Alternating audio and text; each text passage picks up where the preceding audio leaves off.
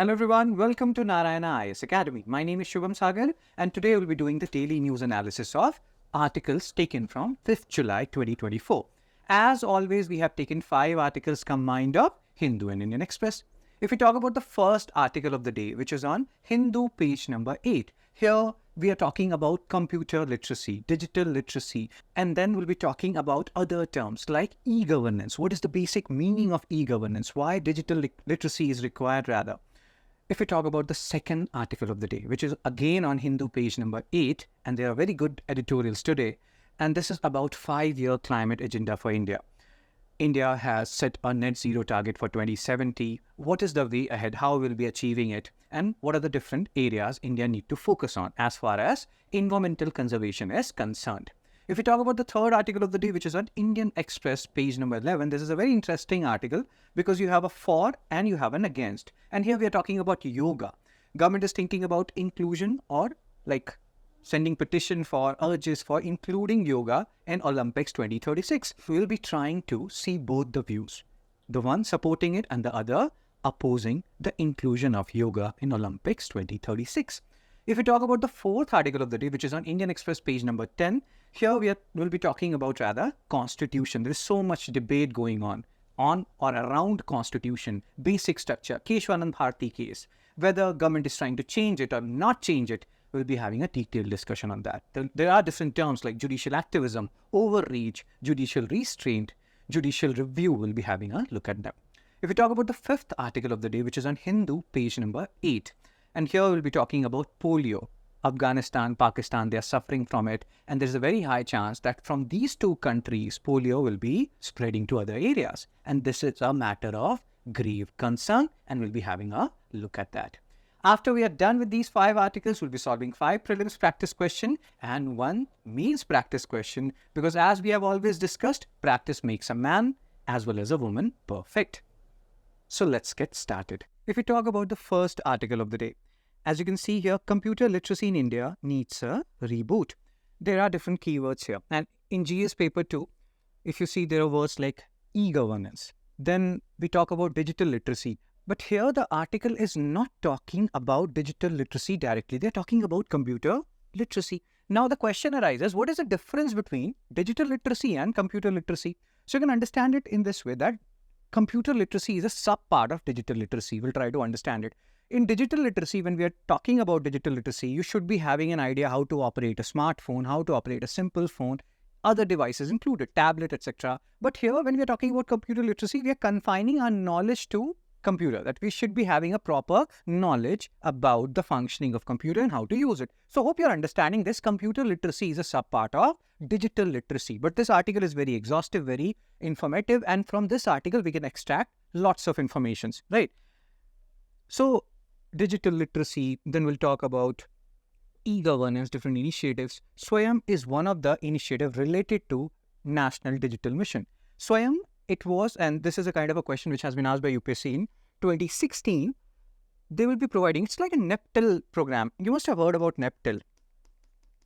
IT lectures, free of cost, provided on their platform. So it's similar to that, the Swayam, providing affordable and quality education to the citizens for free. We will understand, or you will understand this rather, Swayam thing more clearly once we are done with this particular lecture or this particular article per se.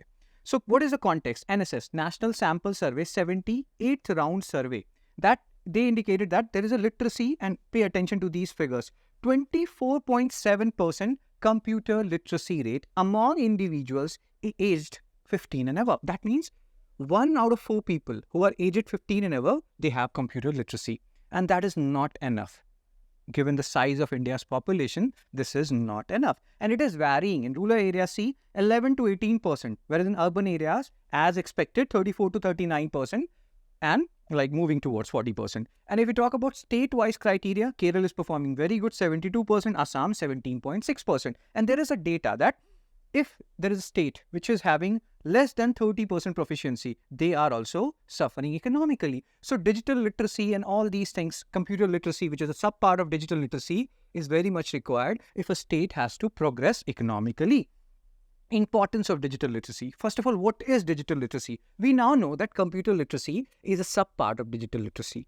And it is now here also, if you have digital literacy only, then only government can fulfill the objectives of e-governance. What is e-governance? Use of ICT tools to deliver government services. Now the question here is, what is ICT tools? Information and communication technology tools, which include computers, smartphone, tablets, and all the other things, biometric data. Everything we are talking about, be it Aadhaar, be it JAM, Jan Dhan Aadhaar Mobile, or be it Swayam app, all these things have digital component attached to it. And that's why digital literacy is very important. So digital literacy is crucial in today's digital world for assessing services like banking, healthcare, government services, enhancing quality of life. Low digital literacy in economically backward states exacerbates their disadvantage, which we were talking about Assam, which has around 17%, if I'm not wrong, computer literacy. And that is actually a very small figure. So in simple terms, if you have to understand who is a digitally illiterate person, let's say our grandfather or some other people, sometimes somebody will call you and they will ask you for your OTP rather, and you are giving that OTP. That means digital literacy is lacking in that regard. And we have to promote digital literacy if India has to grow economically or in different domains as well. So Digital India campaign was launched to address this digital illiteracy issue, right? It was launched in 2015. You can have a look at this particular slide. I'm telling you the important areas. Digital India campaign, when was it launched? 2015. What are the different initiatives under Digital India? Aadhaar, right? Then BharatNet. There are so many gram panchayats in India and they don't have high-speed broadband, high-speed internet. And that problem is very pertinent in rural areas. To address that, BharatNet initiative was launched. Then you have digital locker. 10th certificate, 12th certificate, if you have it in physical format, you can lose it in some way or the other. So to store them in electronic format, you have digital locker, which also has a digital component. If you don't have digital literacy, how will you be able to avail these programs? Swayam app, we have talked about it, UPSC PY. JAM Trinity, Jan Dhan Aadhaar Mobile. We are connecting these three things, Jan Dhan, Aadhaar and Mobile, to plug leakages, to remove ghost beneficiaries, and all these are examples of Digital India campaign. E-governance. Now let's talk about different terms. What is e-governance?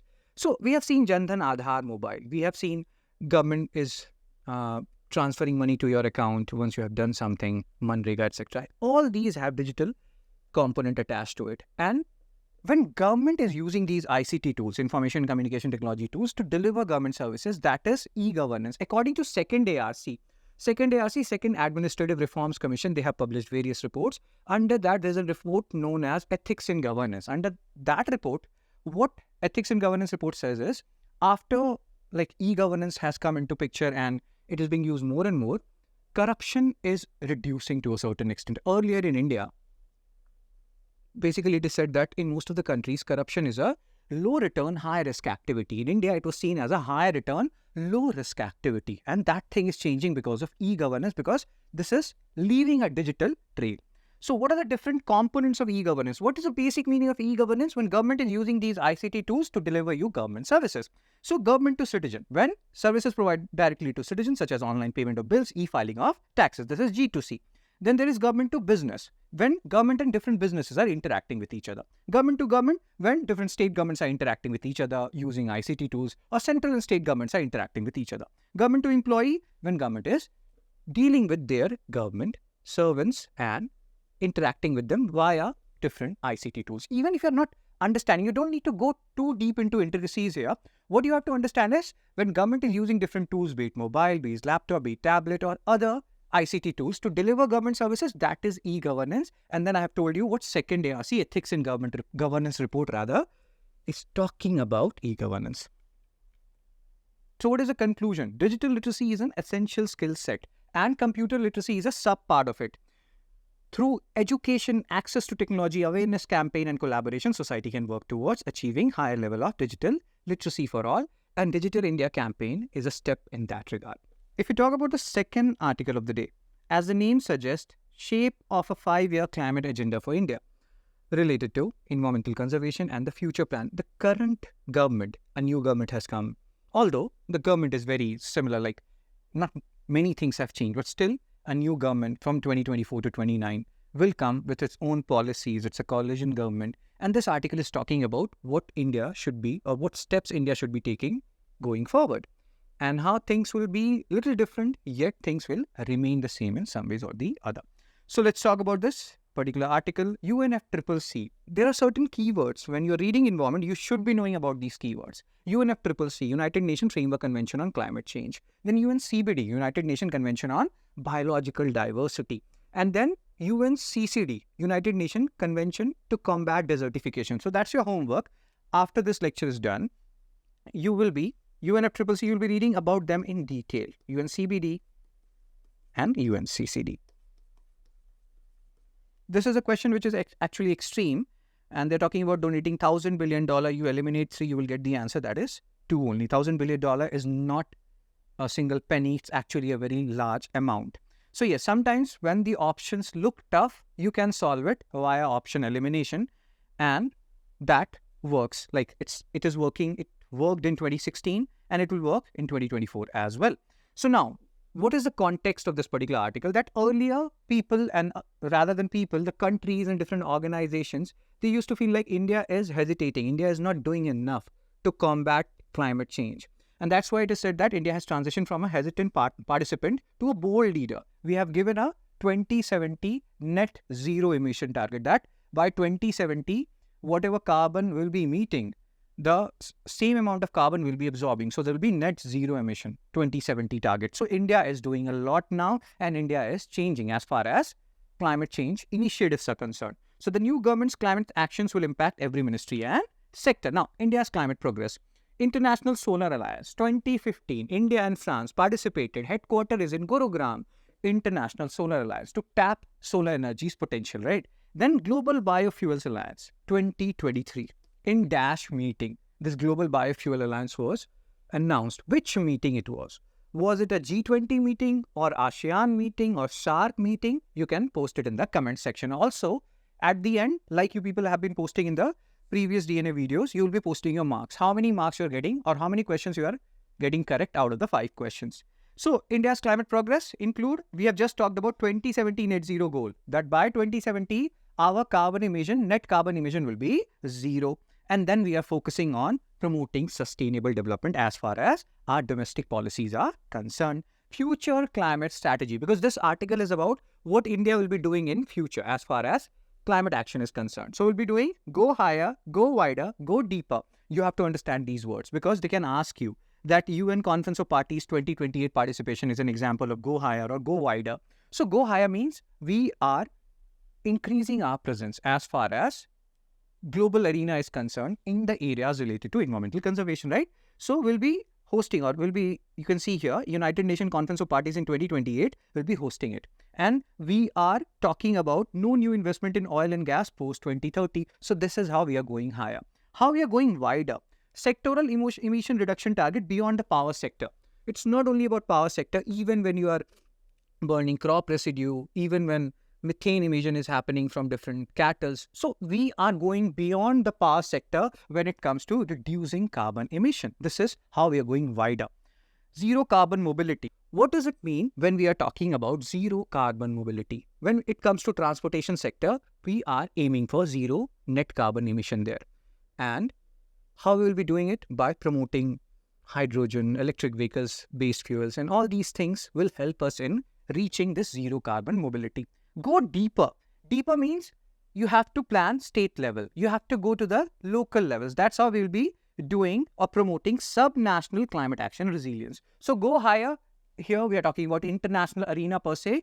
Go wider means improve, or rather improving, increase the number of sectors where you are targeting net carbon emission reduction. And go deeper means go to the regional level, state level, local level. That is the basic meaning here of this. Go higher, go wider, and go deeper. Right. Now, Global Biofuel Alliance. We talked about International Solar Alliance, Global Biofuel Alliance. And I've asked you the question that in 2023, which summit? The answer is G20 summit. Again, a homework for you. Make a list of all G20 countries and paste it on your wall because UPSC has already asked a PYQ on G20. What is the main goal? What is a biofuel? And it means biogas, gobar gas you must have heard about, animal waste, plant waste. All these things will come under biofuel. And there are different generations of biofuel. First generation biofuel, second generation biofuel, third generation biofuel, fourth generation biofuel. And you have to read about them as well. So Global Biofuel Alliance is to enhance. What is the aim? To enhance the use of these biofuels of different generations, which are renewable energy sources derived from organic materials. And that's why they have or they contribute to very, very less carbon footprint. So what is the conclusion here? The new government should aim for advanced global climate leadership over the next 4 to 5 years, which we'll be doing because we are going higher. India must leverage its position at international forums to showcase its climate and economic leadership. And please remember the terms which were used in this particular article: go higher, wider, deeper, different International Solar Alliance, Global Biofuel Alliance. All these terms are very important from exam perspective. Also do the homeworks which I have given you related to this article. If we talk about the third article of the day, this is a very interesting article on yoga. Indian Sports Ministry is thinking about pitching yoga for 2036 Olympics. So there was a meme which was going on whether yoga 2036 Olympics mein hoga. That means that whether yoga will be included in 2036 Olympics or not. And this article is about that. And this is actually a combination of two articles. One article will be saying that yes, yoga should be a part of 2036 Olympic. The other article will be saying that no, yoga should not be made a part of 2036 Olympics. And we'll be trying to see both the points, what both points are saying and who is correct, or whether both are correct at the same time, because we need to understand both the arguments as a UPSC aspirant. So yoga, orthodox philosophy, then there is like orthodox philosophy, heterodox philosophy. They're also known as Astic and Gnostic school. Here, Astic and Gnostic does not have to do with whether do you believe in the existence of God or not. Here, Astic, that is orthodox school, Gnostic, that is heterodox school. They are talking about if you have accepted the authority of Veda, you are Astic or orthodox school. If you have rejected the authority of Veda, you are Gnostic or heterodox schools. Yoga is a part of orthodox or Astic school. So there are 6 orthodox schools, which is Samkhya Yoga, Nyaya Vaisheshika, Purvamansha, and Uttaramansha, which is also known as Vedanta.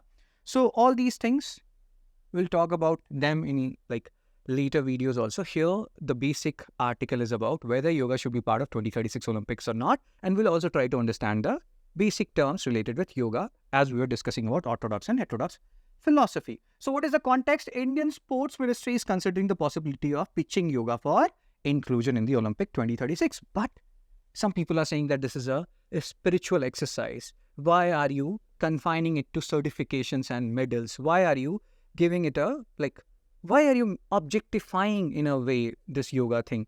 This is more about inner peace rather than external conduct. External conduct is a part of yoga, but it's more about inner peace.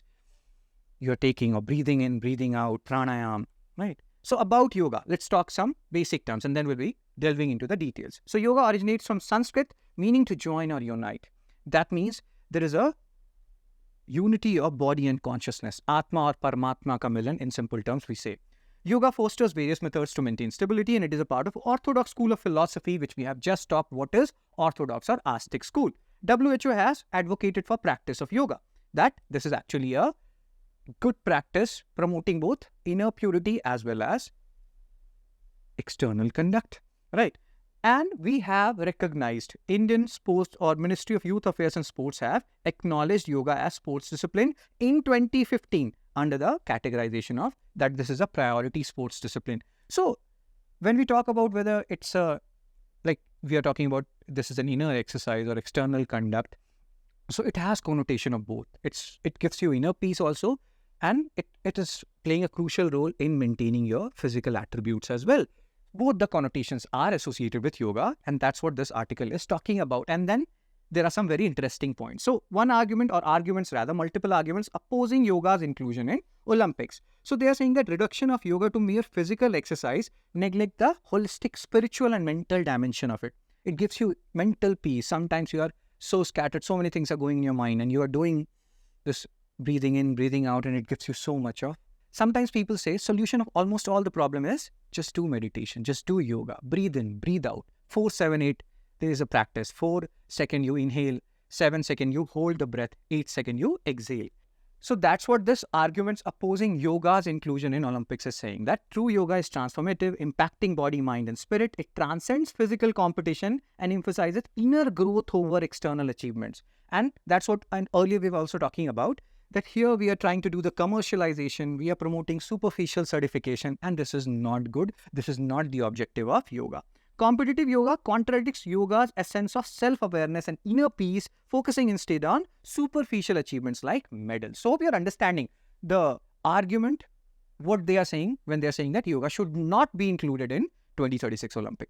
So now if we talk about arguments promoting yoga's inclusion in Olympics. So Oxford Dictionary's definition of sport involving physical exertion, skill and regulated competition, all these are satisfied by yoga. So this author is saying that by that definition, we can include yoga in the sports category. Debates whether making yoga competitive conflicts with the spiritual essence remain philosophical, because even if you're making yoga competitive, you're making it a sport, you're not devaluing the spiritual benefits of it. We are not saying that it does not have spiritual benefits. Even when we are making yoga a sport, we are not devaluing the spiritual benefits. We are not saying that it does not give us or provide us inner peace. Yoga's widespread practice, particularly among women, globally surpasses many Olympic sports, and this is one of the arguments taken to validate that yes, yoga is very popular and it should be taken as a sports.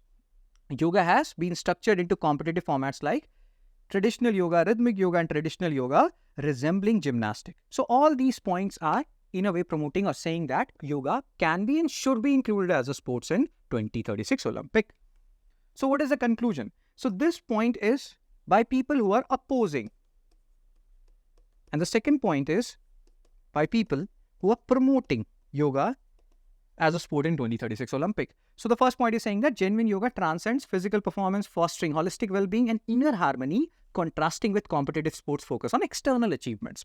And the second point, which is promoting yoga as a sports in 2036 Olympic, is saying that inclusion involves emphasizing its competitive aspects, preparing it structurally and internationally, and leveraging its popularity and cultural significance globally.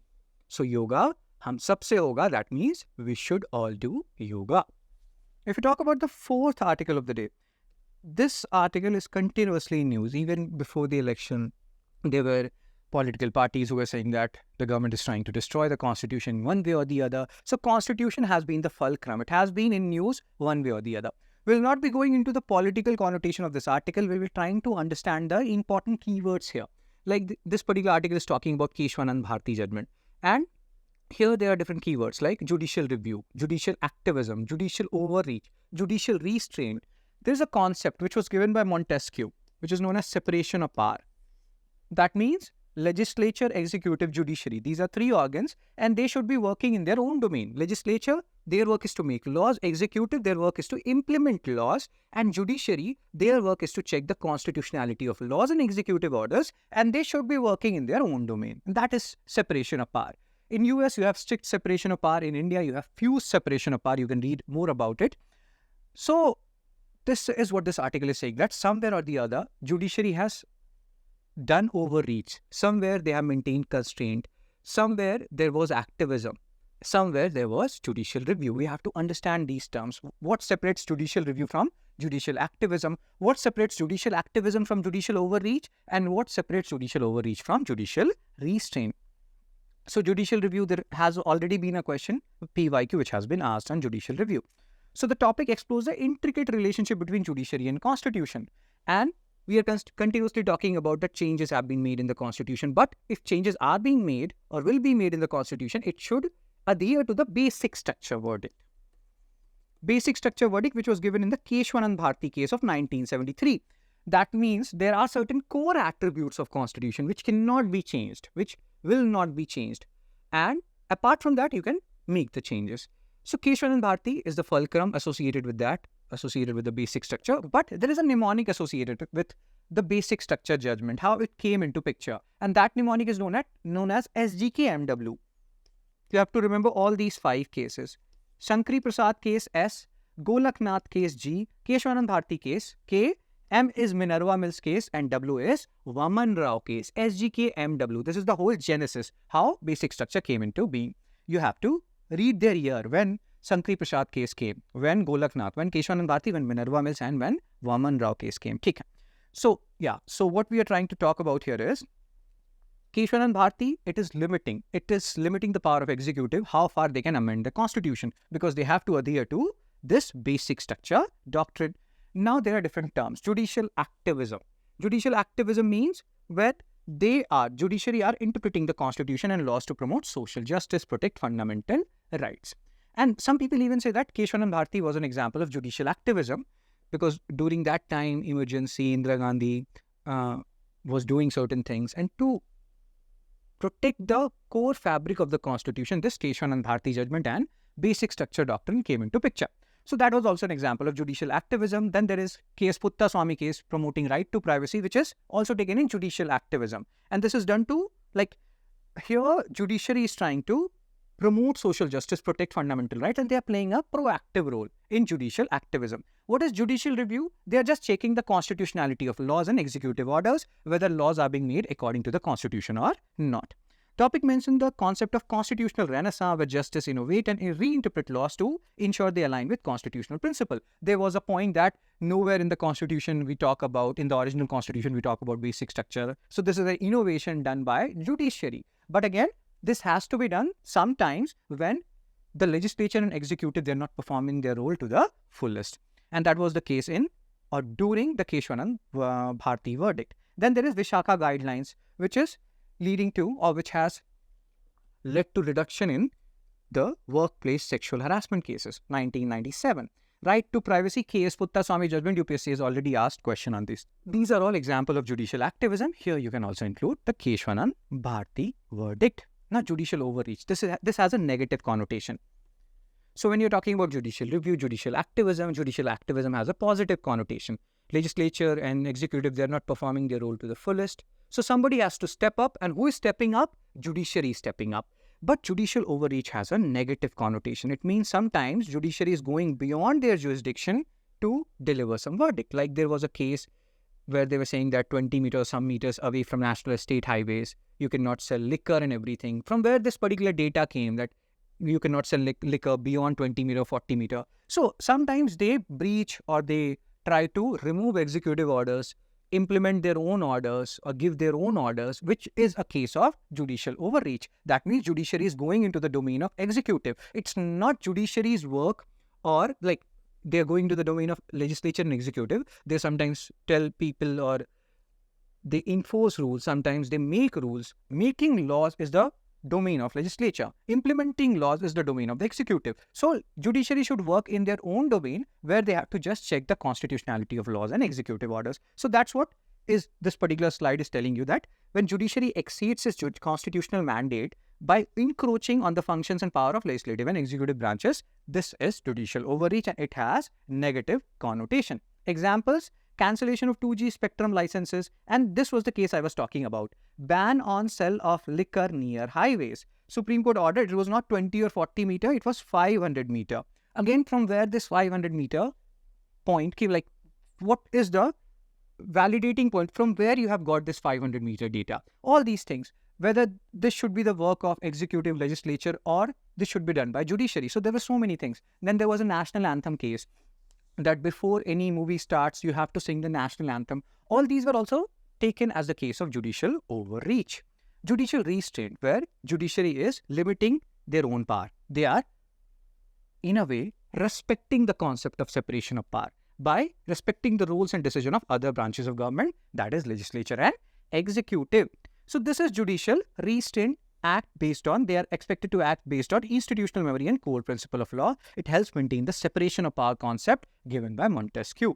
Remember, US has strict separation of power. India has fused separation of power. In US, legislature, executive, judiciary, they're almost independent. But here, in our case, executive is a part of legislature. Prime Minister Modi, sir, is a part of legislature. He is a part of Lok Sabha. So there is a fused separation of power in our country. Judicial restraint, ADM Jabalpur versus Shiv Kant Shukla. During the emergency, Supreme Court ruled that personal liberty could be suspended. So they did not try to curtail the legislative and executive orders, and they stayed in their own domain. State of Rajasthan versus Union of India. Supreme Court upheld the dismissal of state governments under Article 356 Precedent Rule. So judicial restraint. Judicial restraint sometimes can have positive connotation when they are working accordingly to the, to maintain the SOP, separation of power. But sometimes it can have a negative connotation that judiciary is not performing their role to the fullest. If we talk about the last article of the day, and this article is related to the spread of polio in Pakistan as well as Afghanistan, and how this can be a matter of grave concern because it can spread. Now, polio, which kind of a, is this a viral disease, bacterial disease, protozoal disease, or protozoan disease? So we have to understand these terms. Then there are different types of viruses. What is done in the vaccines which are given in, to treat polio, whether polio can be cured or not. There are different questions. which are related to this particular article, and we'll be talking about that. So H1N1 virus and all these kind of questions related to virus, etc., they have been asked by UPSC earlier. Context is the increase in wild active polio virus type 1. There are different types of polio virus which we'll be seeing, and there is a case, and like there are 3 major types of polio virus. 2 has been eradicated globally. This third one has not been eradicated, and this is a matter of concern. It is posing a significant risk of international spread, complicating efforts to eradicate the virus by 2026. I will show you one slide which will make you understand before we read all these things. Let's have a look at this point. What I told you is this type 1, most common in burial, WPV1. This is still endemic in Pakistan and Afghanistan, which we want to completely eradicate by 2026. And other 2, they have been eradicated globally. This is of the type wild polio virus. Then there is another polio virus which comes from the vaccine itself. Vaccine-derived polio virus, we'll be talking about it in just a bit. And let's go one by one so that things can be more clearer to you. So first of all, what is polio? It's a highly infectious viral disease. Which kind of disease? It's not a bacterial disease. It's a viral disease. Please pay attention to the keyword. This is a keyword here. It primarily spreads from person to person through fecal-oral route and less commonly through contaminated water. Affects mostly children under the age of 5. And it multiplies. It leads to paralysis. And sometimes when the paralysis happens of your very sensitive and important organs, it can also lead to death, and it cannot be cured. If you have got polio, then the symptoms can only be minimized. This is also an important point which you have to keep in mind. Symptoms of polio virus: most people infected with polio virus show no symptoms. Some have mild symptoms like fever, and in rare cases it can lead to paralysis, and it can be fatal if it paralyzes the muscles used for breathing or if it causes a brain infection. So it can be deadly as well. And as we have just discussed, there is currently no cure for polio. If you have got polio, you will have polio for your entire duration of life. And the symptoms can be minimized. But you can prevent it by vaccination. So there are 2 types of vaccine: oral polio vaccine and inactivated polio vaccine. And in both the cases, what is happening? In oral polio vaccine, you have a weakened virus, which is like antigen antibody. It will be creating immunity in your body. Inactivated polio vaccine, rather, it contains a killed virus and is administered by injection. So again, pay attention to the keywords. OPV contains weakened virus. Inactivated contains killed virus. That is to generate antibody in your body. Wild polio virus. Now, what are the different types of polio virus? We have talked about the vaccine in the previous slide, this particular slide. Now, different types of polio virus. Wild polio virus, which is naturally occurring form. 3 types of wild polio virus. One which is still pertinent in Pakistan and Afghanistan, which led us to read this particular article. And the other 2 which has been eradicated globally. This one also we want to eradicate by 2025-26. So vaccine-derived polio virus, they are rare strains of polio virus that can mutate from weakened virus. Even if you're taking OPV, you must have seen those ads of Amitabh Bachchan, like take the polio vaccine and everything. So even in OPV, there is a very rare case that you can get polio virus. And these are very rare strain of polio virus, and they can cause outbreak in under-immunized population. There are different efforts which has been done to eradicate polio. Global Polio Eradication Initiative, Polio Endgame Strategy. India has been eradicated of polio, but we can never be so sure when we have neighbors like Pakistan, which are still having WPV1 cases. So Pulse Polio Immunization Program, our initiative, as well as UIP, Universal Immunization Program. Under UIP, there will be other diseases also, which we have catered to. Now, this is your homework to find out what other diseases we cater under UIP program. Now, let's solve some practice question. I've already told you in the previous videos of mine that you have to tell me the marks. After, you are done with this video, post your marks in the comment section, 4 out of 5, 3 out of 5, how many you're getting correct, and keep a tab on it, right? So first question related to polio based on the given information. Polio is a bacterial infection, viral disease, genetic disorder, fungal infection. What is the answer here? Viral disease. We just read this. This was the last article. Next question, you can pause the video when you're seeing the question. It is talking about India's recent climate action and strategies, and which of the following statements are correct? India initiated the Global Biofuel Alliance during the 2023 G20 Summit. India is committed to achieving net zero emission by 2060. The Go Deeper strategy involves promoting state-level net zero plans through climate and energy modeling.